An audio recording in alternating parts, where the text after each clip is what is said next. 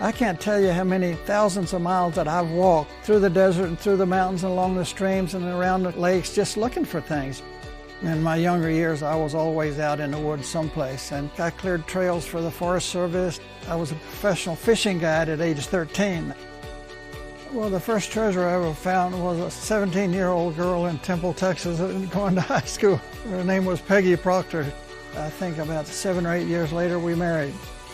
I joined the Air Force in 1950 when I was 1 month past 20 years old. I had a bad tour in Vietnam. I was shot down twice. When I retired from the Air Force, I had a wife and 2 kids, and Santa Fe was the only place that I knew where I could recover.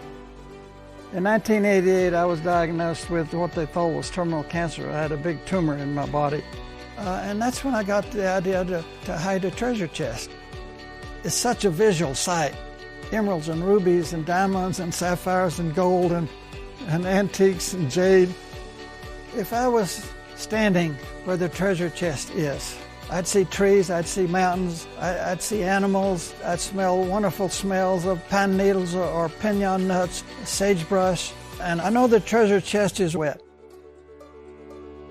Well, you've asked me a lot of questions, and most of them I've answered, a few I haven't, but I got to tell you, there's one thing I told you that I wish I had not. Well, I think there are a lot of people out looking for the treasure. When they get home, they find out they enjoyed something better than finding the treasure. Do I want the chest to be found in my lifetime? Part of me says yes, but a part of me says no. So, it's out of my hands now.